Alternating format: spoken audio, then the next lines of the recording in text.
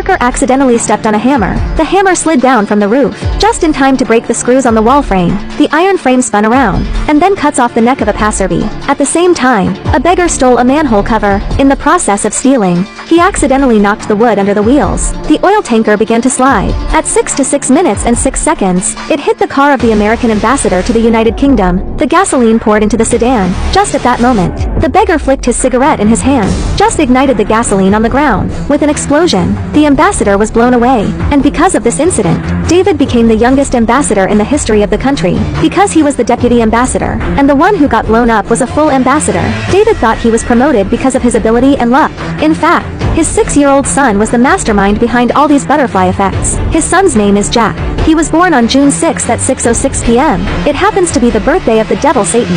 Normally, he's supposed to be bad luck. But ever since Jack was born, the family's fortunes have been changing for the better. David's fortunes were rolling in, until Jack's 6th birthday, when there was an accident. At the birthday party, a big black dog suddenly appeared on the side of the road. The nanny of the family lost her soul when she laid eyes on it, and then she climbed up the stairs for no apparent reason, with a rope around his neck. He yelled at Jack, "I'm doing this for you," and then he leapt down. He hanged himself in the air on the spot. The scene was caught on camera by the press, and the guests screamed in fear. They fled the scene. David rushed to pick up Jack, and tried to calm him down. Unbeknownst to him, Jack looked at the black dog with indifference, and waved at him. The next day the story of the nanny was exposed by the media. It wasn't long before an unexpected visitor arrived. He was a man who, when he saw David, the first thing he said, "Your son is a monster. He had to be killed. Otherwise, more people will die." David just assumed the bald guy was mentally ill, turned around and left.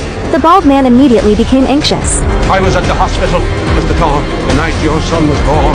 Hearing this, David came back with a serious face. Baldhead said he knew all the secrets about Jack. His real identity is the devil. He also said that Jack's real mother was a jackal. The more he heard, the more ridiculous. David called the security guards and sent Baldhead away as if he was crazy. As he was leaving, Baldy shouted that the world was going to end. David, on the other hand, looked puzzled. He remembered what happened on the day of his son's birth 6 years ago. That night, 3 meteorites landed at the same time. The priests called an emergency meeting, because according to an old rumor within the church, a meteorite landing is a sign of a demonic descent. And that day was also the day David's wife went into labor. But when he rushed to the hospital, he was met with terrible news. The priest in charge of baptizing the baby told him that his son was dead, and his wife's uterus was severely damaged during labor. She couldn't have any more children. David was devastated. David wanted to see his child, but the priest stopped him. Then he took David to another maternity ward. He said that the boy in there was born at the same time as David's son, but his mother had died in childbirth. Now the boy was an orphan. The priest wanted David to adopt the boy,